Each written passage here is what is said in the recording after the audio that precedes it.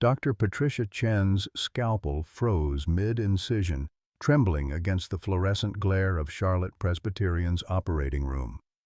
What should have been routine, removing a simple, fatty lump from 74-year-old Robert Thompson's neck, had just become something that defied medical explanation. "Jesus Christ," whispered the assisting nurse, David Martinez, his voice barely audible above the steady beep of monitors. Embedded deep within the yellowed tissue, perfectly preserved like some grotesque time capsule, lay a piece of tarnished metal that had no business existing.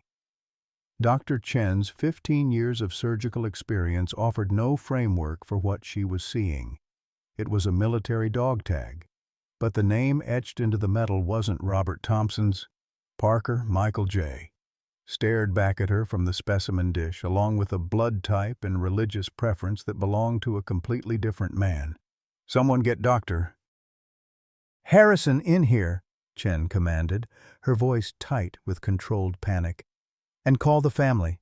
We need to have a very difficult conversation." The operating room fell silent, except for the mechanical whisper of the ventilator, keeping Bobby Thompson peacefully unconscious, unaware that his body had just surrendered a secret 50 years in the making. Leave a like and share your thoughts in the comments, along with the city you're watching from now. Let's continue with the story.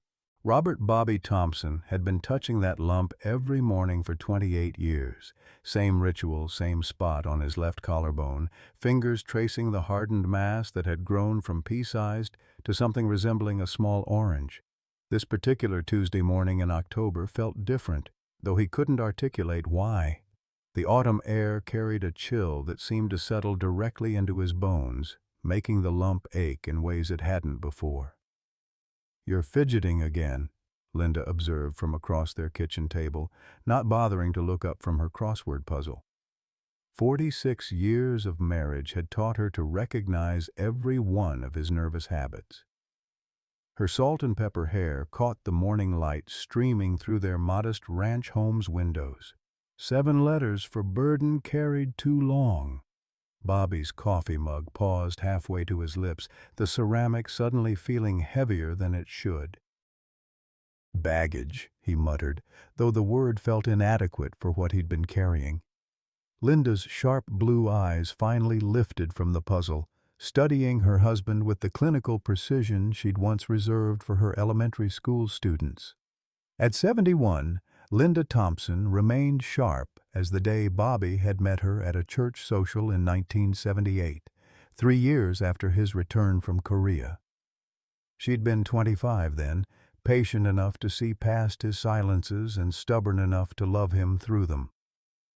"Dr. Chen called yesterday while you were at the hardware store," she said, her tone carefully neutral. "Surgery's scheduled for Thursday morning, 7:30 sharp." Bobby's hand moved instinctively to his neck, fingers finding the familiar bulk beneath his carefully chosen high-collared flannel shirt. 28 years of strategic wardrobe choices had become second nature. "Still think this is making a mountain out of a molehill, Lynn. Been living with this thing since Clinton was president, and it's gotten bigger every year since." Linda folded the newspaper with decisive movements that brooked no argument. "Jessica agrees it needs to come out." Their daughter's medical opinion carried weight that Bobby's own concerns never could. Dr. Jessica Thompson Williams had followed her mother's practical nature into nursing, then surprised everyone by pushing through medical school at 32. Now 45 and chief of emergency medicine at Charlotte Presbyterian, she'd inherited Linda's stubborn streak and Bobby's quiet determination. "Besides," Linda continued, standing to refill his coffee, "what's the worst that could happen? Dr. Chen said it's probably just accumulated fat tissue. Nothing more dangerous than what they remove from people every day." Bobby nodded, accepting this explanation like gospel. 28 years of avoiding doctors made any professional diagnosis feel like absolution. He'd built Thompson Construction from nothing, framed houses with his own hands, survived Korea, and raised a daughter. Surely he could handle one simple surgery. What he couldn't know was that Linda had been awake until 3 that morning, sitting at her writing desk with a manila folder she'd kept hidden for 50 years, a folder containing letters that would change everything they thought they knew about the past. The collapse happened during the worst possible moment, right as Bobby's grandson Tommy was walking across the stage at Northwest High School's graduation ceremony. One moment Bobby was applauding with genuine pride, watching the 18-year-old accept his diploma, and the next he was on his knees in the gymnasium bleachers, gasping for air as the world tilted sideways. "Dad!" Jessica's voice cut through the chaos of concerned murmurs and shuffling feet. She was beside him instantly, her emergency room training taking over as she checked his pulse and examined his pupils with a small flashlight she always carried. "The mass is pressing on something vital. We're getting you to the hospital now." Bobby tried to wave her off, embarrassed by the attention, but his left arm wouldn't cooperate properly. The numbness had been creeping down his shoulder for weeks, something he'd attributed to age and too many years swinging hammers. Now, with Jessica's clinical gaze examining him, he realized how foolish his denial had been. "I'm fine," he managed to wheeze, though even he didn't believe it anymore. "You're not fine, and we're done pretending otherwise," Jessica said with the authority that made her respected in Charlotte Presbyterian's emergency department. "Mom, help me get him to the car." Linda, who had been sitting frozen in shock, suddenly mobilized with the efficiency of a woman who'd been preparing for this moment longer than anyone knew. She gathered their things while Jessica supported Bobby's weight, and within minutes they were speeding through Charlotte's evening traffic toward the hospital. The emergency room was Jessica's domain, and she wielded that authority like a surgeon's scalpel. Within an hour, Bobby was hooked to monitors and had undergone a CT scan that revealed what they'd all feared. The mass had grown significantly since his last reluctant checkup 3 years earlier. It was now pressing against major blood vessels and nerve bundles, creating the numbness and breathing difficulties that had finally brought him to this point. "We can't wait any longer," Dr. Patricia Chen explained after reviewing the scans. She was younger than Jessica, maybe 42, with steady hands and the kind of calm competence that came from years of difficult surgeries. "The mass is compromising circulation to your brain. We need to remove it within the next 48 hours. Bobby looked between the two doctors, his daughter and this stranger who would soon be cutting into his neck, and felt a familiar surge of the helplessness that had haunted him since Korea. "What are the risks?" Dr. Chen's honesty was both reassuring and terrifying. "Location makes it complicated. The mass has grown around several important structures. There's risk of nerve damage, potential for bleeding, and given your age and the size of the growth, recovery will take time. But Mr. Thompson, doing nothing isn't an option anymore."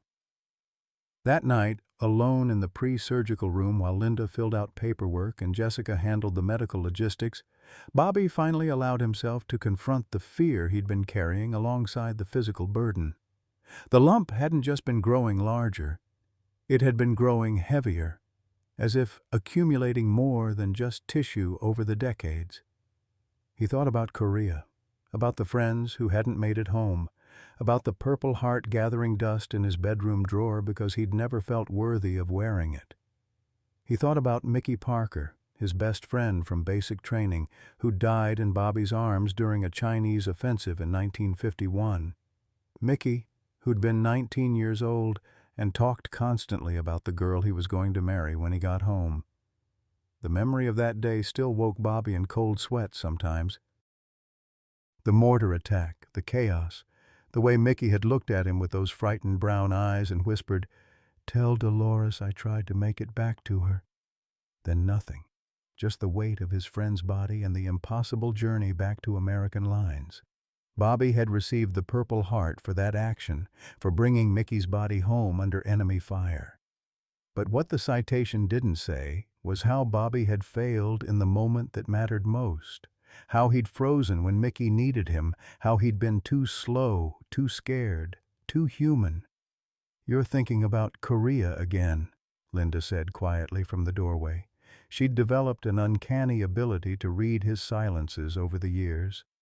Hard not to, facing surgery, Bobby replied, his voice rougher than usual. Makes a man think about mortality. Linda moved to the chair beside his bed, and for a moment they sat in the comfortable quiet of a marriage that had weathered 46 years of shared burdens. But tonight, something felt different about her silence. There was weight to it, a heaviness that matched his own. Bobby, she said finally, there's something I need to tell you before the surgery, something I should have told you years ago. But before she could continue, Jessica appeared with Dr. Chen and a clipboard full of consent forms. The moment passed, swallowed by the machinery of modern medicine, leaving Linda's secret locked behind her worried eyes for another night. We'll start at 7:30 sharp, Dr. Chen confirmed, her voice carrying the confidence of someone who'd performed this procedure dozens of times. Standard removal of a benign mass. You'll be home in 3 days. None of them could have predicted that in less than 12 hours, everything they thought they knew about Bobby Thompson's past would be rewritten by the discovery of something that shouldn't exist, something that had been waiting patiently inside his body for over 70 years, like a letter from the dead. The anesthesia wore off like fog lifting from a battlefield, slow and disorienting. Bobby's first conscious thought was that his neck felt wrong, not painful exactly, but empty, as if someone had removed a part of him that had been there so long he'd forgotten what life felt like without it. The familiar weight that had pressed against his collarbone for 28 years was simply gone. Easy there, Mr. Thompson. Dr. Chen's voice anchored him to the recovery room's sterile reality. Surgery went well, but we need to discuss what we found. Bobby's hand moved instinctively to his neck, finding only surgical tape and gauze where the mass had been. The absence felt more significant than the presence ever had, like waking up to discover a long-time companion had departed in the night. What did you find? His throat felt raw, scraped, though he couldn't remember why speaking should be difficult. Doctor.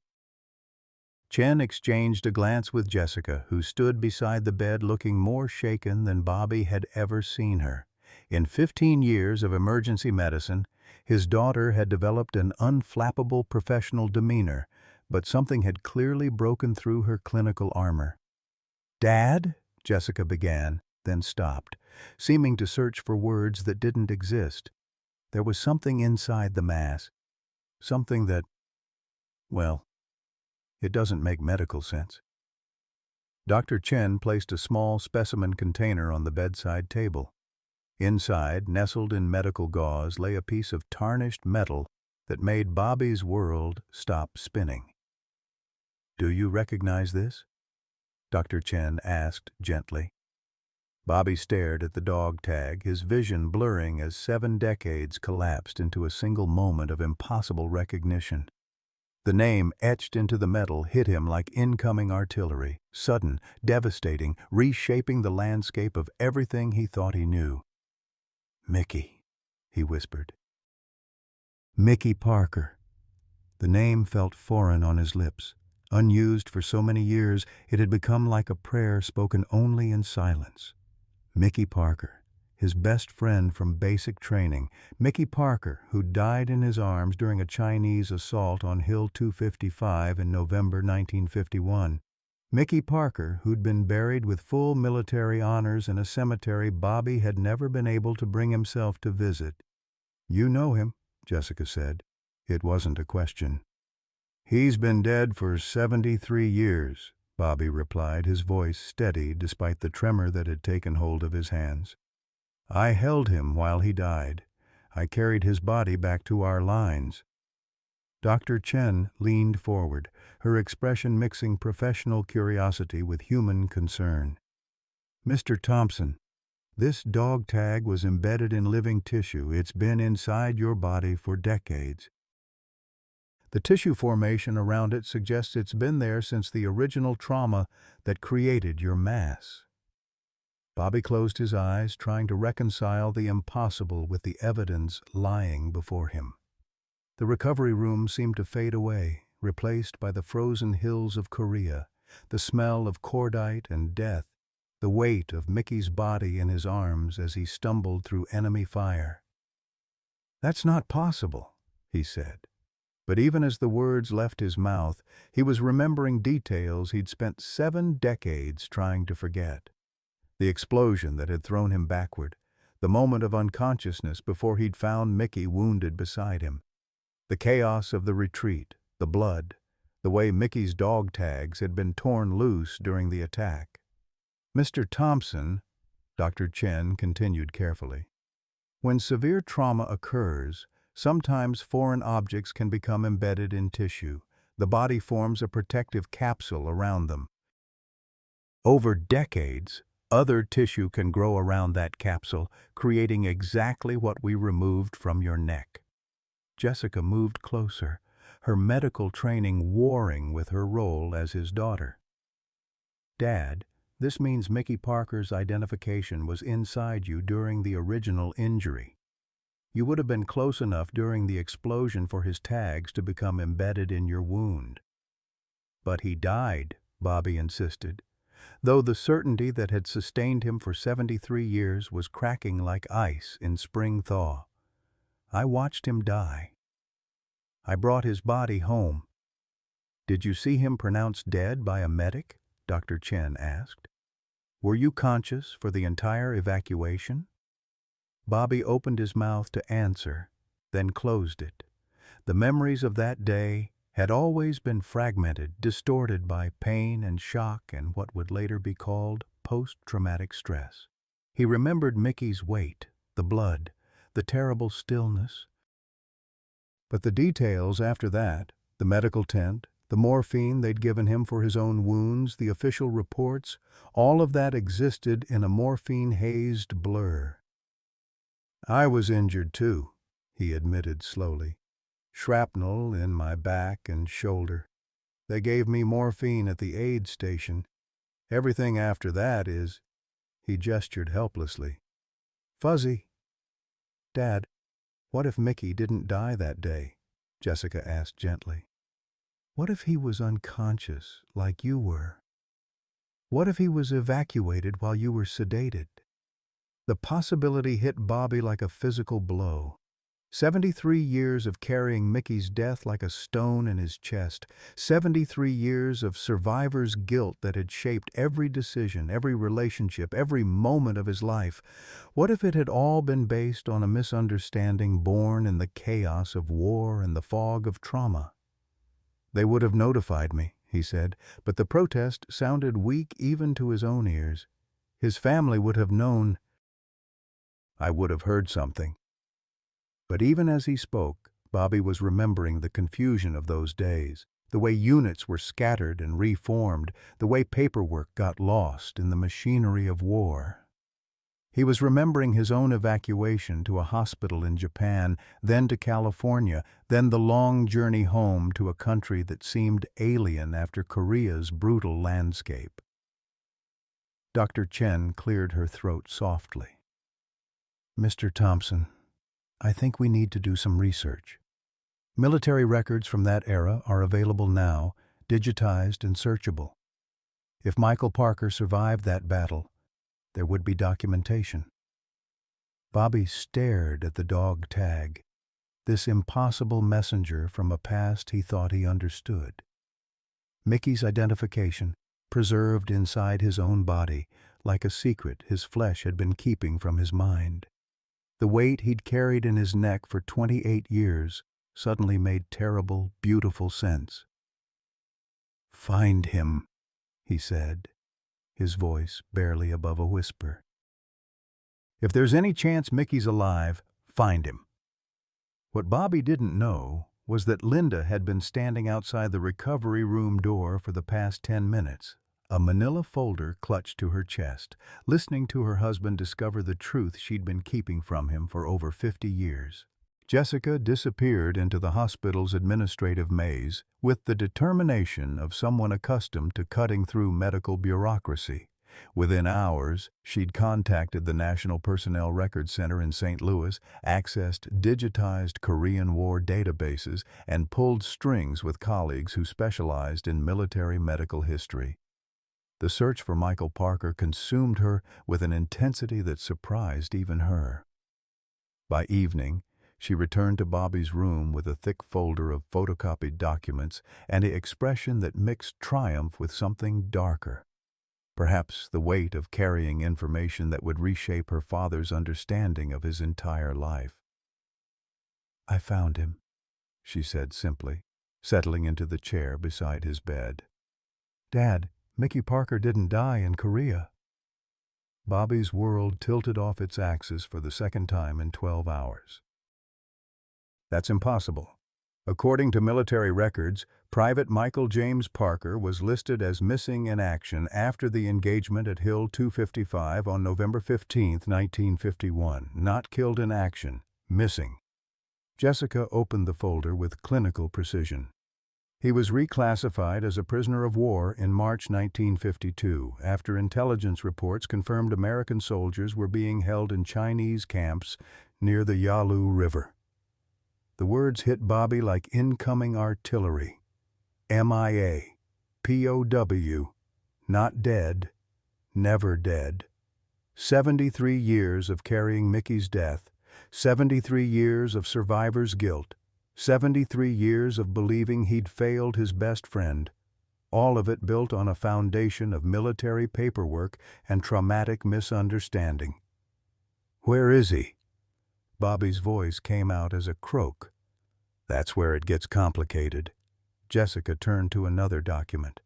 He was repatriated in August 1953 as part of Operation Big Switch, the prisoner exchange after the armistice. "But Dad, he spent almost 2 years in Chinese custody. The records show he was severely injured, malnourished, and suffering from what they called combat exhaustion back then." Bobby closed his eyes, trying to imagine Mickey, his Mickey, who could make anyone laugh even in the frozen hell of Korea, enduring 2 years of captivity and torture. The Mickey he remembered had been 19 years old, full of jokes and dreams about the girl he'd left behind in Asheville, North Carolina. After his release, he was hospitalized at Walter Reed for 8 months, Jessica continued. Then he just disappeared from the official records, no forwarding address, no VA benefits claimed. It's like he decided to vanish. "Maybe he died later," Bobby said, grasping for the certainty that had anchored his life for 7 decades. "Injuries from the prison camp, maybe." But Jessica was already shaking her head. "I cross-referenced death records, Social Security databases, veteran registrations. Dad, as of 2019, there was a Michael James Parker, born November 12, 1932, receiving VA disability benefits at an address in Asheville, North Carolina, the same hometown he talked about in Korea." The silence that followed was deafening. Bobby stared at the folder containing evidence that his best friend, the man whose death had haunted every day of the past 73 years, was not only alive, but living less than 3 hours away. "I need to see him," Bobby said finally. "Dad, we don't know what kind of man he is now," Jessica cautioned. 2 years in a Chinese prison camp, 70 years of thinking his best friend abandoned him on a Korean hillside, that changes a person. But before Bobby could respond, the room's door opened and Linda stepped inside. She'd been gone all day, claiming she needed to handle things at home, but now Bobby could see she'd been crying. Her usually perfect silver hair was disheveled, and she carried herself with the careful fragility of someone barely holding together. "Linda?" Bobby reached for her hand, but she remained standing near the door, that manila folder clutched against her chest like armor. "I heard you talking," she said quietly, "about Mickey, about finding him." Jessica looked between her parents, sensing undercurrents she didn't understand. "Mom, are you all right?" Linda laughed, but it sounded more like a sob. "Am I all right?" Jessica, your father just discovered his best friend has been alive for 70 years, and you're asking if I'm all right? Lynn, what's going on? Bobby's voice carried an edge of concern that had nothing to do with his recent surgery. What's going on, Linda said, moving closer to the bed, is that I've been keeping a secret for 52 years. A secret that's been eating me alive every single day since 1972. She opened the manila folder with shaking hands, revealing neat stacks of letters, photographs, and what appeared to be Christmas cards. Bobby caught glimpses of unfamiliar handwriting, postmarks from North Carolina, snapshots of people he didn't recognize. Mickey found you in 1972, Linda said, her voice barely above a whisper. 3 years after we were married. He wrote to the VA, tracked down your address through military records. That first letter came on a Tuesday in March. I still remember the date because it was the day I realized I'd been living with a ghost. Bobby's mouth went dry. What are you talking about? He wrote to you, Bobby.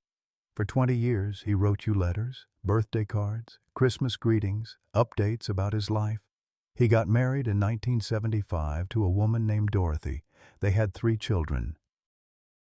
He became a high school history teacher, coached baseball, volunteered at the VA hospital, helping other former prisoners of war. Jessica stared at her mother in horror.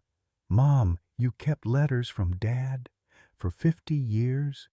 I kept them because your father was barely holding on. Linda's voice cracked with decades of suppressed emotion. You didn't see him in those early years, Jessica. The nightmares, the drinking, the way he'd disappear for days without explanation. He was drowning in guilt about Mickey's death, and I was terrified that learning Mickey was alive, that Mickey had been looking for him, would destroy what little stability we'd managed to build. Bobby felt as if the hospital bed was falling through the floor. You had no right. I had every right, Linda shot back. I was your wife. I watched you wake up screaming Mickey's name. I held you through panic attacks when helicopters flew overhead. I was the one picking up the pieces every time Korea came flooding back, and I knew that learning you'd been wrong about his death would either save you or kill you, and I wasn't strong enough to take that gamble. The room fell silent except for the steady beep of Bobby's heart monitor, which was registering his emotional upheaval in increasingly rapid beats. So you decided for me, Bobby said, his voice dangerously quiet. For 50 years, you decided what I could and couldn't handle. I decided to protect my husband, Linda replied. And maybe that was wrong, but Bobby, look at these letters. Look at what Mickey wrote. She pulled out a sheet of familiar blue paper, the kind sold at every post exchange Bobby had ever seen.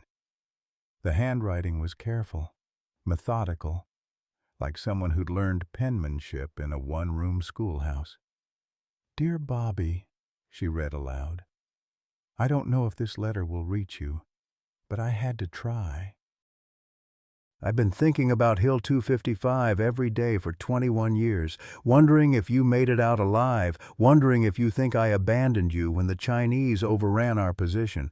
I want you to know that the last thing I remember before waking up in a prison camp was your voice telling me everything would be all right. You kept me alive through 2 years of hell, Bobby Thompson. I just hope someday I can tell you that in person. Bobby's hands were shaking so badly, he couldn't hold the letter Linda handed him. 52 years of correspondence from a friend who'd never stopped looking for him, never stopped hoping for reunion, never stopped believing in the bond they'd forged in the frozen hills of Korea. There are 93 letters, Linda said quietly. The last one came 6 months ago. He's 74 years old now, Bobby. He has grandchildren. And he's been waiting his entire adult life to hear from his best friend. The confrontation erupted like a mortar blast, sudden and devastating. Bobby's rage filled the hospital room with the fury of 7 decades of misdirected grief, his voice hoarse from surgery, but carrying the full weight of betrayal that cut deeper than any scalpel. 52 years, he repeated, the words falling like hammer blows. 52 years you let me believe I'd failed him. Let me carry his death like a millstone around my neck while you played God with our lives." Linda stood her ground, though tears streamed down her face. "I was protecting you, Bobby. You were barely functional when those letters started coming. Some nights, you'd drink yourself unconscious rather than face another nightmare about Korea. I watched you nearly destroy yourself with guilt over Mickey's death, and I wasn't going to let the truth finish what the war had started." "The truth?" Bobby's laugh was bitter, broken. "You mean the truth that my best friend spent 2 years in a Chinese prison camp thinking I'd abandoned him? The truth that he's been alive all this time, wondering why his closest friend never answered a single letter?"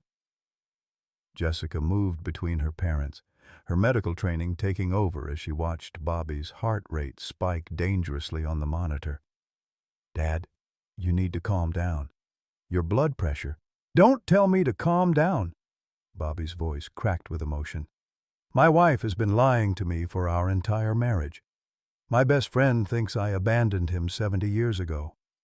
And now you want me to calm down?" Linda's composure finally shattered completely. "You think this was easy for me? You think I enjoyed keeping Mickey's letters hidden? Every Christmas card that came, every birthday greeting, every photo of his children and grandchildren, I lived with that secret eating away at me because I loved you too much to risk losing you." "You lost me anyway," Bobby said, his voice dropping to a whisper that somehow carried more impact than his shouting. "The man you married died on Hill 255 with Mickey Parker. What you've been living with for 52 years is just the shell." The silence that followed was deafening. Jessica watched her parents stare at each other across a chasm that seemed to have opened in the space between their hospital chairs. 52 years of marriage suddenly balanced on the edge of destruction. "Bobby," Linda began, but he cut her off with a gesture. "I need to see them," he said, his eyes fixed on the manila folder. "Every letter, every photograph, every piece of the life you stole from me. I need to see what Mickey Parker has been trying to tell me for half a century." Linda's hands shook as she opened the folder completely, spreading its contents across Bobby's hospital bed like evidence at a trial. The letters were organized chronologically, each one carefully preserved in its original envelope. The photographs showed the progression of a life lived in parallel to Bobby's. Mickey's wedding to a woman named Dorothy in 1975, the birth of their children, graduations and birthdays and Christmas mornings that Bobby should have shared, at least in spirit. The most recent letter was dated just 6 months earlier. Bobby opened it with trembling fingers, recognizing Mickey's careful handwriting despite the slight tremor that suggested age and perhaps illness. "Dear Bobby," he read aloud, his voice breaking. "Dorothy thinks I'm foolish for still writing these letters, but I can't seem to stop. Yesterday marked 73 years since Hill 255, and I still wake up some mornings expecting to see you in the next foxhole, ready with some joke about the mess hall coffee or a story about your girl back home. The doctors say my heart isn't what it used to be. Too many years, too much damage from the camps. If something happens to me, I want you to know that not a day has passed when I didn't think about my friend Bobby Thompson, the bravest man I ever knew, who tried to save me when the world was ending around us."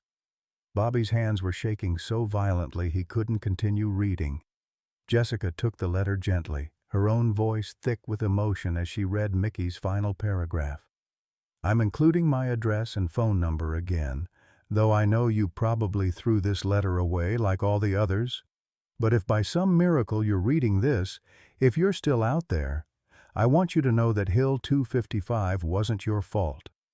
The Chinese overran our position. We both did our duty, and if I never see you again in this life, I'll be watching for you in the next one.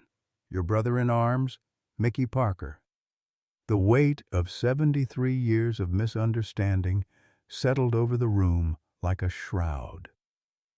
Bobby stared at the address written in Mickey's careful script: 412 Magnolia Street, Asheville, North Carolina.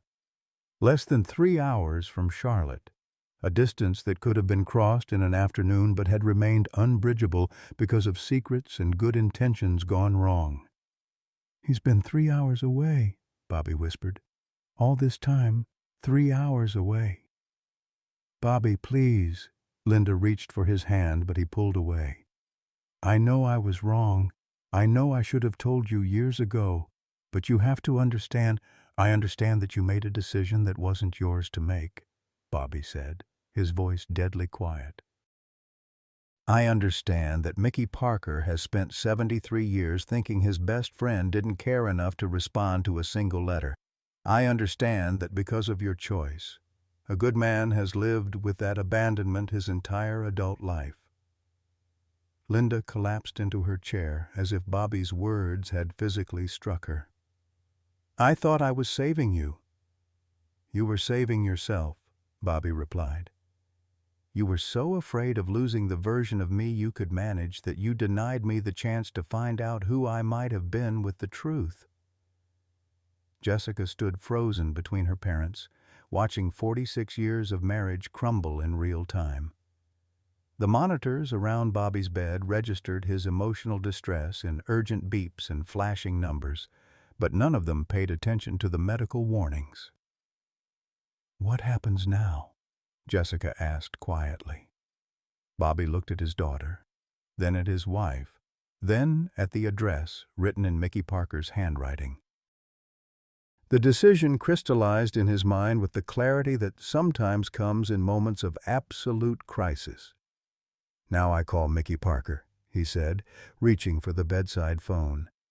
"And I tell him that his friend Bobby Thompson never got his letters, never stopped thinking about him, and has spent 73 years grieving for a man who was alive the whole time." "Bobby, wait," Linda pleaded. "Let me explain to him first. Let me tell him how sorry I am." "No." Bobby's finger was already dialing. "You've done enough explaining for one lifetime, Linda. This conversation is 73 years overdue, and it's going to happen between Mickey and me." The phone rang once, twice, 3 times. Then a voice Bobby recognized, despite 7 decades of separation, answered. "Parker residence." "Mickey?" Bobby's voice came out as barely more than a whisper. "Mickey, it's Bobby Thompson." The silence on the other end of the line stretched for an eternity before Mickey Parker spoke, his voice thick with disbelief and something that might have been joy. "Bobby? Jesus Christ, Bobby, is that really you?" The phone call that followed would haunt Bobby Thompson for the rest of his life, not because it brought pain, but because it revealed the depths of what had been lost to well-intentioned deception. Mickey's voice, aged but unmistakably the same man who'd shared foxholes and dreams of home, carried 73 years of accumulated hurt that no amount of explanation could immediately heal. "I wrote you letters," Mickey said, his voice breaking across the long-distance connection. "Hundreds of letters, Bobby. For 20 years I wrote and you never answered. Not once." "I never got them," Bobby replied, his eyes fixed on Linda, who sat frozen in her chair like a woman facing judgment. "Mickey, I swear on my life I never got a single letter. I thought you died in my arms on Hill 255. The silence that followed stretched across decades of misunderstanding, 2 old men trying to bridge a chasm created by secrets and the cruel mathematics of war. Finally, Mickey spoke again, his voice smaller, more fragile than Bobby remembered. "I waited for you at the repatriation center in California. August 1953, they processed us former POWs through Camp Pendleton, and I kept watching every truck that came in, thinking maybe you'd gotten word I was alive, maybe you'd come to welcome me home." Mickey's breath caught. "Dorothy says I stood at that fence for 6 hours before I finally accepted you weren't coming." Bobby pressed his free hand against his eyes, trying to stem tears that felt like they'd been building for 7 decades. "I would have been there, Mickey. If I'd known you were alive, I would have crawled to California on my hands and knees." "I know that now," Mickey said softly. "But Bobby, Do you understand what those years were like? Coming home to a country that barely acknowledged Korea happened, trying to rebuild my life while carrying the weight of thinking my best friend had written me off as dead. I used to lie awake wondering if I'd done something wrong, if maybe I'd been a coward during the battle, if that's why you never wanted to hear from me again. The crushing weight of mutual misunderstanding settled over Bobby like a physical presence. Two men, both carrying identical burdens of guilt and abandonment, both believing they'd failed the other when the truth was that they'd been victims of circumstances beyond their control. "Mickey, listen to me," Bobby said, his voice gaining strength. "You were the bravest man I knew in Korea. When the Chinese hit our position, you stayed at your post until the last possible second. You saved lives that night, and what happened to you wasn't your fault or mine. It was war. It was just war." But Mickey's response shattered whatever hope Bobby had been building for easy reconciliation. "If you really believed that, why didn't you try to find me when you got home?" The Red Cross, the VA, veteran organizations, there were ways to track down missing soldiers. If you'd wanted to know what happened to me, you could have found out. The accusation hung in the hospital room's sterile air like smoke from an old battle. Bobby opened his mouth to defend himself, then closed it, recognizing the truth in Mickey's words. He could have searched, should have searched, but he'd been so consumed with survivor's guilt, so convinced that Mickey's death was on his hands, that he'd avoided anything that might force him to confront the reality of what had happened on Hill 255. "You're right," Bobby admitted. "I could have looked for you. I should have. But Mickey, I was barely holding myself together in those first years. The nightmares, the drinking, the way every helicopter or backfiring car sent me diving for cover, I wasn't trying to forget you. I was trying to survive carrying your death." "My death," Mickey repeated, and Bobby could hear something breaking in his friend's voice. "Bobby, I wasn't dead. I was in a Chinese prison camp, getting beaten daily for refusing to sign propaganda statements, watching good men die of starvation and disease, and the whole time I was holding on to the memory of my friend Bobby Thompson, who'd told me everything would be all right. That memory kept me alive for 2 years of hell." Jessica moved closer to Bobby's bedside, watching the color drain from her father's face as the full scope of the tragedy became clear. Two men, both heroes, both carrying wounds that had never properly healed, finally talking across a divide that should never have existed. "Mickey," Bobby tried again, "I need you to understand." "I understand plenty," Mickey interrupted, his voice hardening. "I understand that my best friend came home from Korea and decided I wasn't worth looking for. I understand that while I was learning to walk again on prosthetic legs, yeah, Bobby, I lost both legs below the knee in that camp. You were building a construction business and raising a family and living the life I dreamed about through 2 years of torture." The words hit Bobby like physical blows. Mickey had lost his legs, had endured torture, had survived experiences that made Bobby's own post-war struggles seem insignificant by comparison. And through it all, he'd held on to hope that his friend would find him, would care enough to search for the truth. "I'm sorry," Bobby whispered, the words feeling pathetically inadequate. "Mickey, I'm so sorry." "I failed you in every way that mattered." "Yeah, you did," Mickey replied, and the simple honesty of it was more devastating than rage would have been. "But Bobby, I need you to understand something else. Despite everything, despite the silence and the abandonment and the 73 years of wondering why, I never stopped hoping this call would come. Even at my age, even knowing I might die any day now from this bad heart, I never gave up completely." Bobby's grip on the phone tightened. "Die? Mickey, what's wrong with your heart?" "Damage from the prison camp, according to the doctors, malnutrition, stress, beatings, it all adds up over time. I've got maybe 6 months, probably less."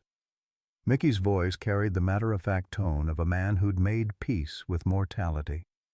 "Which is why I need to ask you something, Bobby. And I need you to give me an honest answer. Anything. Do you want to see me before I die?" "Because, Bobby, I'm not sure I can handle another disappointment. If you're calling out of guilt or pity, if this is just about easing your conscience before it's too late, then maybe it's better we leave things as they are." The hospital room fell completely silent except for the mechanical beeping of Bobby's monitors. Linda sat with her head in her hands, Jessica stood frozen beside the bed, and Bobby stared at the phone as if it held the weight of 7 decades of regret. "Mickey," he said finally, "I've spent 73 years believing you were dead, and now I find out you've been alive the whole time, 3 hours away from me. If you'll have me, I want to come to Asheville. I want to sit with you and tell you about the nightmares where I couldn't save you. And I want you to tell me about the prison camp and how you survived when so many others didn't. I want us to be friends again before it's too late." The silence stretched so long Bobby wondered if Mickey had hung up. Then, barely audible, came his friend's reply. "I live at 412 Magnolia Street. It's a blue house with a wheelchair ramp Dorothy's son built for me. There's a flagpole in the front yard with an American flag and a POW MIA flag underneath it." "I'll be there tomorrow," Bobby promised. "Bobby, one more thing. Don't bring your wife. I read about her in one of my letters. Congratulations on 46 years of marriage, by the way. But I'm not ready to meet the woman who kept us apart all this time." The line went dead, leaving Bobby holding a silent phone and staring at the wreckage of his marriage scattered across his hospital bed in the form of 52 years of hidden correspondence. The reunion he'd dreamed about for 7 decades was finally going to happen, but it would be shadowed by the knowledge that they were both dying, Mickey from his damaged heart, and Bobby from the weight of opportunities lost to silence and secrets. The drive to Asheville the next morning felt like traveling through a wormhole into an alternate version of Bobby's life, one where Mickey Parker had never died, where 52 years of grief had been unnecessary, where 2 old soldiers might have grown old together, sharing war stories and grandchildren's photographs. Jessica had insisted on driving despite Bobby's protests, her medical training making her the obvious choice given his post-surgical condition and the emotional volatility of the past 24 hours. Linda had not spoken a single word since Bobby announced his intention to visit Mickey. She'd spent the night in the hospital's family waiting room, clutching that manila folder like a lifeline, occasionally pulling out letters to reread with the desperate intensity of someone searching for absolution in familiar words. When Bobby was discharged that morning, she'd simply followed them to Jessica's car and climbed into the back seat, her silence more devastating than any argument could have been. "Are you sure about this, Dad?" Jessica asked as they crossed into North Carolina's mountain country. "Mickey sounded pretty angry on the phone. Maybe you should give him more time to process everything." "He doesn't have more time," Bobby replied, watching the autumn landscape roll past his window. "He said 6 months, maybe less. I'm not losing him again to something as stupid as pride or timing." But even as he spoke, Bobby felt the weight of uncertainty pressing against his chest. What did one say to a friend presumed dead for 73 years? How did 2 old men bridge a chasm built from decades of misunderstanding, especially when one of them was dying? The dog tag in his pocket, Mickey's dog tag, returned to him by Dr. Chen, felt heavier than it should, like a piece of metal that had absorbed 7 decades of accumulated guilt. 412 Magnolia Street turned out to be exactly as Mickey had described, a modest blue ranch house with a carefully constructed wheelchair ramp and 2 flags hanging limp in the still mountain air. The American flag looked new, crisp red stripes and bright stars, but the black POW MIA flag underneath it was weathered and faded as if it had been flying for years. A woman answered the door before Bobby could knock, mid-70s, silver-haired with the kind of quiet strength that suggested she'd been holding things together for a long time. This had to be Dorothy, the girl Mickey had talked about endlessly during those frozen nights in Korea, the one he'd promised to marry when he got home. "You must be Bobby Thompson," she said, her voice carefully neutral. "I'm Dorothy Parker." "Mickey's been waiting since dawn." She stepped aside to let them enter, then fixed Linda with a look that could have frozen water. "I assume you're the wife?" "I'm Linda Thompson," Linda replied quietly. "Mrs. Parker, I want you to know how sorry—" "Save it," Dorothy interrupted with surgical precision. "You can make your apologies to me later if my husband survives this reunion. Right now, he's in the living room and he's been more agitated than I've seen him since his last heart episode." The living room was a shrine to a life Bobby had never been part of. Photographs covered every surface. Mickey and Dorothy's wedding in 1975, children at various ages, graduations and birthdays and Christmas mornings. But what struck Bobby most powerfully were the military memorabilia scattered throughout the room, not displayed with pride, but integrated naturally into the fabric of a life that had never tried to hide from war's reality. Mickey sat in a motorized wheelchair near the window, and Bobby's first thought was how small he looked. The 19-year-old who'd seemed invincible in Korea had been reduced to a frail old man, oxygen tubes running to his nose, blankets covering the space where his legs should have been. But his eyes, those same brown eyes that had looked to Bobby for reassurance during artillery barrages, those were unchanged. "Hello, Bobby," Mickey said quietly. "Hello, Mickey." They stared at each other across 73 years of silence, two old soldiers who'd shared foxholes and nightmares and the particular intimacy that comes from facing death together. Jessica and Dorothy retreated to the kitchen, giving them privacy, while Linda remained standing near the door like someone unsure whether she was welcome. "You look older than I imagined," Mickey said finally, a ghost of his old humor flickering through the words. "You look better than I feared," Bobby replied. "When Dorothy mentioned your heart condition, doctors say I've got the cardiovascular system of a 90-year-old, Mickey said with matter-of-fact acceptance. "Turns out malnutrition and regular beatings aren't great for long-term health." "Who knew?" The casual reference to torture hit Bobby like a physical blow. His friend, his Mickey, who'd been the unit clown, who'd made everyone laugh even during the worst battles, had endured 2 years of systematic brutalization while Bobby had been safe at home, building a life, falling in love, creating the family that Mickey would never have. "Tell me about the prison camp," Bobby said, settling into the chair Dorothy had positioned beside Mickey's wheelchair. "I need to know what you went through." Mickey's expression darkened. "No, you don't. Trust me, Bobby, there are things a man carries alone, and what happened in those camps is one of them." "You've been carrying it alone for 70 years, Bobby insisted. "Maybe it's time to share the load." For a moment, Mickey looked like he might refuse. Then something in his posture shifted, as if a decision had been made that couldn't be unmade. "They called it Camp 12, he began, his voice taking on the flat, emotionless tone of someone recounting historical facts rather than personal trauma.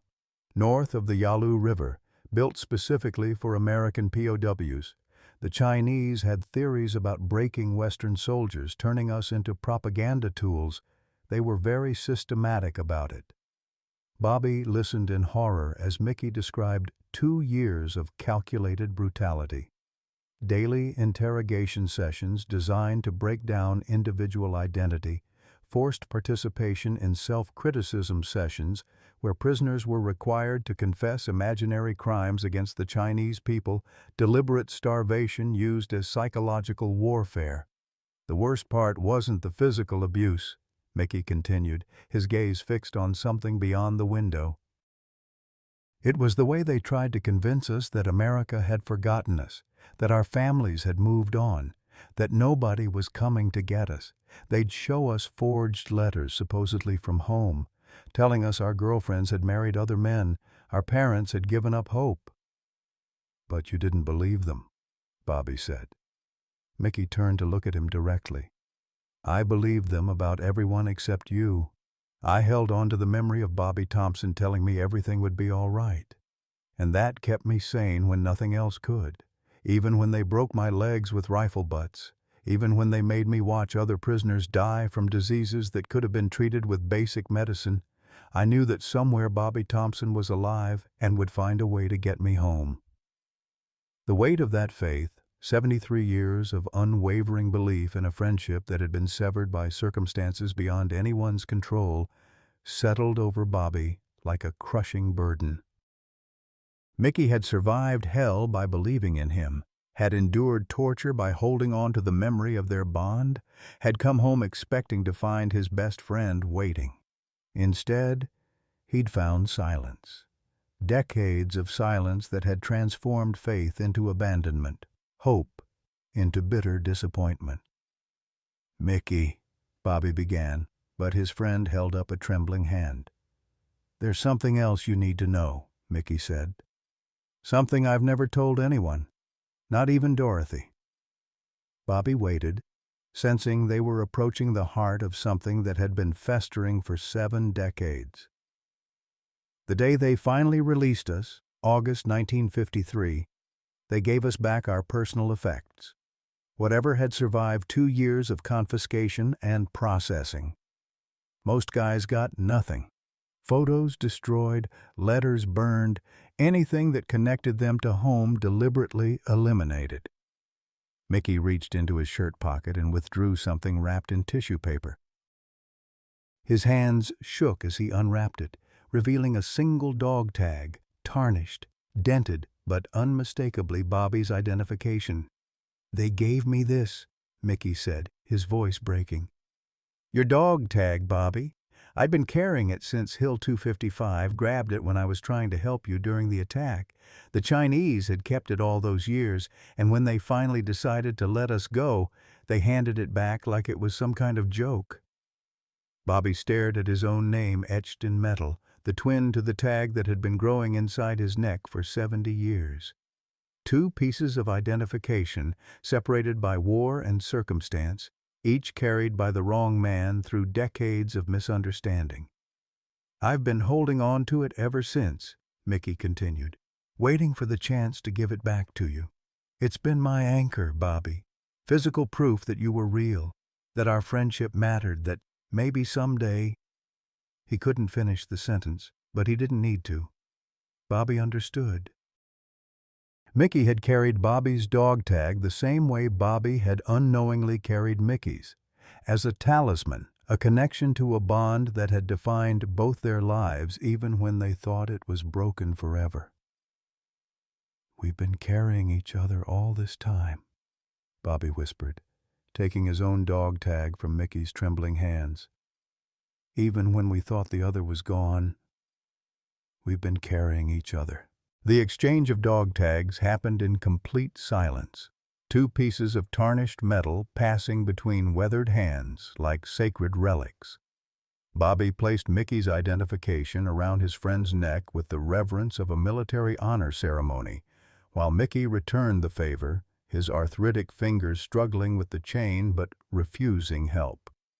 When it was finished, both men wore their own names again for the first time in 73 years.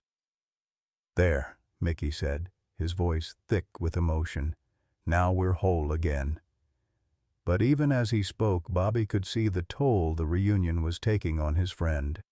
Mickey's breathing had become labored, his color pale, despite the oxygen flowing through the tubes in his nose.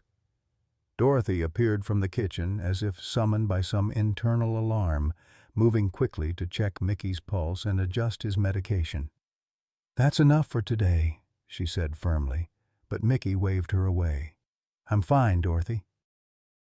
"Better than I've been in years." He looked at Bobby with an intensity that seemed to burn through his physical frailty. "Bobby, I need to tell you something else. Something about Linda." Bobby tensed, expecting another revelation that would further complicate the wreckage of his marriage. But Mickey's expression held something that might have been compassion. She wrote to me, your wife started corresponding about 10 years after you were married. The words hit Bobby like a fresh shock. Linda had been writing to Mickey independently, maintaining her own relationship with the man she'd kept hidden from her husband. The betrayal felt layered now, more complex than simple deception. She was trying to understand you, Mickey continued, his voice gaining strength as he spoke. The nightmares, the drinking, the way you disappear inside yourself sometimes. She thought maybe talking to someone who'd been there, who'd shared those experiences, might help her figure out how to help you. Bobby turned to look at Linda, who stood near the window like someone preparing to flee. Her face was streaked with tears, but she met his gaze without flinching. "I was drowning, Bobby," she said quietly, "watching you struggle with demons I couldn't see, couldn't fight, couldn't even understand. When Mickey started writing back, answering my questions about Korea, about what combat does to a man's soul, it was like finding a translator for a language I'd been trying to learn for 20 years. So you both decided to manage my life without consulting me," Bobby said. But the anger that had sustained him for the past day was beginning to crack, revealing something more complicated underneath. "We decided to love you in the only way we knew how," Mickey said simply. "Linda, by protecting you from a truth she thought might destroy you. Me, by helping her understand what you'd been through so she could be a better wife to the man I couldn't reach myself." Dorothy returned with a small digital device that she clipped to Mickey's finger, monitoring his oxygen levels with the practiced efficiency of someone who'd been managing a chronic condition for years. "Mickey, your levels are dropping. You need to rest." "In a minute," Mickey said. But his voice was weaker now, the effort of sustained conversation clearly exhausting him. "Bobby, there's one more thing. The real reason I kept writing all those letters, even when you never answered." Bobby leaned forward, sensing they were approaching something crucial. "I was writing them for me as much as for you," Mickey admitted. "Every letter was a way of keeping our friendship alive, of maintaining the connection that had kept me sane in that prison camp. Even if you never read them, even if you'd forgotten I existed, writing to Bobby Thompson made me feel like I was still the person I'd been before the war broke me into pieces." The confession hung in the air between them, raw and honest in a way that cut through decades of accumulated hurt. Bobby understood now that Mickey's letters hadn't just been attempts at communication. They'd been acts of faith, prayers to a friendship that had transcended physical separation and even presumed death. "I never forgot you," Bobby said, his voice barely above a whisper. "Not for a single day, Mickey. You were always there, in every nightmare, every moment of guilt. Every time I wondered if I could have done something different on Hill 255. We both did what we could," Mickey replied. "Two 19-year-old kids in hell trying to keep each other alive. The fact that we both made it home, that we're sitting here talking 70 years later, that's not failure, Bobby. That's miracle." Jessica appeared in the doorway, her medical training evident as she assessed Mickey's deteriorating condition. "Mr. Parker, I think we should call this visit here. You need to conserve your strength." But Mickey shook his head with the stubbornness of a man who'd survived 2 years of Chinese prison camps. "Just a few more minutes, please." He turned back to Bobby with an intensity that seemed to burn through his physical weakness. "I'm dying, Bobby. Could be tomorrow, could be next month, but it's coming soon, and I need to know. Are we good? After everything that's happened, all the misunderstanding and lost years, can we be friends again?" Bobby looked at this man who'd shaped so much of his life without knowing it, who'd survived horrors Bobby could barely imagine, who'd spent 7 decades carrying faith in a friendship that had been broken by war and circumstance and well-meaning deception. The anger that had consumed him for the past 24 hours seemed suddenly irrelevant in the face of Mickey's mortality. "We were always friends," Bobby said, reaching over to grasp Mickey's hand.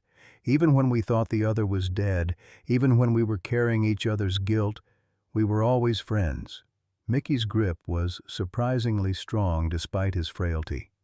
"Then I can die happy, Bobby Thompson, knowing that my best friend made it home, that he built a good life, that he found love even if it came with complications I helped create." The room fell quiet except for the gentle hiss of Mickey's oxygen and the distant sound of Dorothy and Jessica talking in low voices about medication schedules and emergency contact numbers. Linda remained by the window, her presence somehow both intrusive and necessary, a living reminder of the choices that had brought them all to this moment. "Mickey," Bobby said finally, "I want to ask you something, and I need you to be honest with me. Always. Do you blame Linda for keeping us apart all these years?" Mickey considered the question with the careful deliberation of someone who'd had decades to think about forgiveness and the weight of carrying grudges. "I blame the war, Bobby. I blame the Chinese who captured me, the military bureaucracy that lost paperwork, the doctors who pumped you full of morphine and scrambled your memories of that day. I blame a lot of things, but not Linda." He turned to look at Bobby's wife, who stood silhouetted against the window like someone waiting for judgment. "Linda Thompson," he said, his voice carrying across the room with surprising strength, "you made choices based on love and fear. They weren't the choices I would have made, and they cost us all something precious. But you kept my friend alive when I couldn't, and for that, I'm grateful." Linda's composure finally cracked completely. She moved across the room and knelt beside Mickey's wheelchair, tears streaming down her face. "I'm so sorry," she whispered. "I'm so sorry for all the years you lost, all the friendship you were denied. I thought I was protecting Bobby, but I was protecting myself from losing him." Mickey reached out with his free hand and touched Linda's hair with surprising gentleness. "We all did what we thought was right with the information we had. The war scattered us like leaves in a hurricane, and we spent 70 years trying to find our way back to each other. What matters is that we made it. All of us. Together. Finally." As the afternoon light began to fade through Dorothy's lace curtains, Bobby understood that this was both an ending and a beginning. An ending to 7 decades of misunderstanding, guilt, and separation. A beginning of whatever time they had left to be the friends they'd always been, complicated now by age and illness and the accumulated weight of lives lived in parallel. "Will you come back tomorrow?" Mickey asked as Dorothy and Jessica began the careful process of preparing him for an afternoon rest. "Every day until you're tired of seeing me," Bobby promised. "Then I guess I'll see you tomorrow, Bobby Thompson." As they prepared to leave, Bobby realized that the weight he'd carried in his neck for 28 years had been replaced by something else, not lighter exactly, but different. The burden of guilt had been transformed into the responsibility of friendship renewed, the obligation to make the most of whatever time remained. The reunion that had seemed impossible 12 hours earlier was now reality, shadowed by mortality, but brightened by the recognition that some bonds transcend even death and decades of silence. 6 months later, Bobby Thompson stood at the podium of the Charlotte Veterans Center, his hand unconsciously touching the dog tag that now rested properly around his neck. The audience of 50 veterans and their families had grown quiet as he reached the part of his story that still brought tears to his eyes. Mickey's final weeks, when 2 old soldiers had finally learned to share the burdens they'd carried alone for 7 decades. "Mickey lived another 4 months after our reunion," Bobby said, his voice steady despite the emotion that threatened to overwhelm him. 4 months of daily visits, of shared memories, of finally talking through the nightmares that had haunted us both since Korea. We became 20-year-olds again, sitting on his back porch, telling stories about the war that we'd never been able to tell anyone else. The transformation in Bobby's own life had been remarkable. The surgery that removed the physical mass from his neck had somehow also lifted the emotional weight he'd carried for decades. His relationship with Linda had required months of counseling, painful conversations, and a fundamental renegotiation of trust, but they'd emerged stronger, more honest with each other than they'd been in 46 years of marriage. Dorothy Parker became like a sister to Linda, Bobby continued, smiling at the memory. Two women who'd spent decades loving men shaped by war, finally able to share their own stories of what it meant to hold families together while their husbands battled invisible enemies. The audience leaned forward as Bobby described Mickey's final day, a peaceful morning in January when the two friends had sat together watching snowfall on the Blue Ridge Mountains, Mickey's hand holding Bobby's dog tag while Bobby wore Mickey's. Two pieces of metal finally reunited with their proper owners after 7 decades of separation. "He died the way he'd lived after Korea," Bobby said, "surrounded by people who loved him, at peace with his choices, grateful for every day he'd been given. His last words to me were, 'Thanks for coming home, Bobby Thompson. Thanks for finding me before it was too late.'" The Veterans Center had become Bobby's second home in the months since Mickey's death. He and Linda now co-facilitated support groups for aging veterans and their spouses, sharing their story as an example of how secrets, even well-intentioned ones, could damage the very relationships they were meant to protect.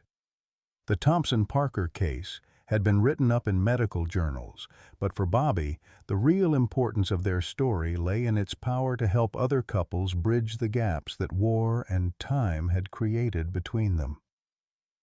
"Mickey left me his Purple Heart," Bobby said, reaching into his pocket to withdraw the medal he now carried everywhere. "Not because he thought I deserved it more than he did, but because he wanted me to understand something he'd learned in that Chinese prison camp. Sometimes the greatest act of courage isn't fighting the enemy, it's surviving long enough to come home and learn how to live with what you've been through." Jessica sat in the front row, her own life transformed by her parents' story. She'd begun specializing in trauma surgery, partly inspired by her father's case. But more importantly, she'd started a foundation that helped families navigate the complex emotions surrounding military service and its long-term effects on relationships. "The medical miracle wasn't that my body preserved Mickey's dog tag for 70 years, Bobby said as he neared the end of his presentation. "The miracle was that we found each other again while there was still time to say the things that mattered. Time to forgive each other for being human, for making mistakes, for carrying burdens that were too heavy for any one person to bear alone." He paused, looking out at faces that reflected his own journey. Veterans struggling with memories, spouses trying to understand wounds they couldn't see, children attempting to bridge gaps created by experiences they couldn't fully comprehend. Mickey used to say that some friendships are strong enough to survive anything: war, separation, misunderstanding, even death. But they can't survive silence. They can't survive the assumption that the other person knows how much they mean to you. If there's someone in your life you've been meaning to reach out to, someone you've lost touch with because of pride or hurt feelings or just the passage of time, don't wait. Don't assume they know how you feel. Don't assume there will always be tomorrow. The applause was subdued but heartfelt, the kind of response that comes from an audience that recognizes truth when they hear it. As Bobby gathered his notes, several veterans approached the podium, wanting to share their own stories of lost connections and rekindled friendships. Later that evening, Bobby and Linda sat on their back porch, watching the stars appear over Charlotte's skyline. The house felt different now, lighter somehow, as if the secrets that had weighed it down for 52 years had finally been aired out and swept away. "Do you think Mickey would approve of what we're doing?" Linda asked, referring to their work at the Veterans Center, using his story to help other people. Bobby considered the question, remembering Mickey's final weeks when he'd insisted on meeting with other veterans despite his failing health, sharing his story of survival and forgiveness with anyone who would listen. "I think Mickey would say that stories are meant to be shared," Bobby replied, "especially the hard ones, especially the ones that might help somebody else find their way home." The dog tag around his neck caught the porch light, Mickey's name clearly visible in the metal that had once grown inside Bobby's own body. It was a reminder not just of friendship renewed, but of the mysterious ways that love persists even when we think it's been lost forever. 6 months after Mickey Parker's death, Bobby Thompson was finally fully alive, carrying his friend's memory not as a burden, but as a gift. Proof that some bonds transcend even the ultimate separation. The boy who'd gone to Korea had finally come home, and the man who'd spent 70 years believing he'd failed his best friend had learned that sometimes the greatest victories are the ones that take a lifetime to achieve.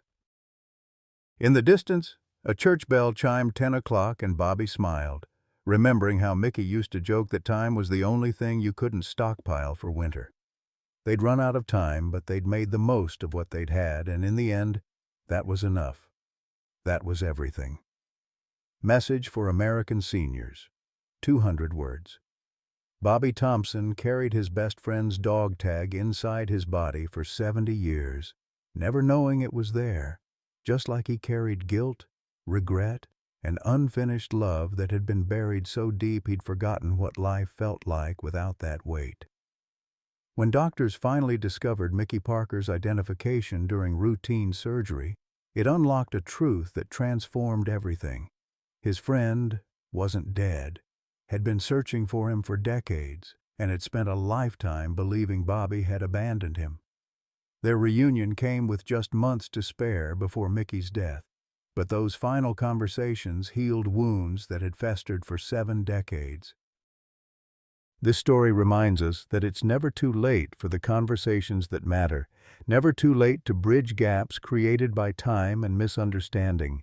The people who shaped us in our youth, fellow soldiers, childhood friends, old flames, estranged siblings, they're still out there carrying their own versions of our shared stories.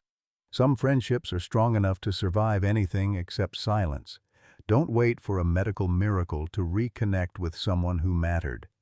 That person whose memory you've been carrying like a weight in your chest, they might be carrying you too. Discussion questions. Is there someone from your past you've lost touch with but still think about? What's holding you back from reaching out? Have you ever discovered that a painful memory or regret was based on incomplete information? How did that change your perspective? Share your story in the comments below. Your experience might be exactly what someone else needs to hear.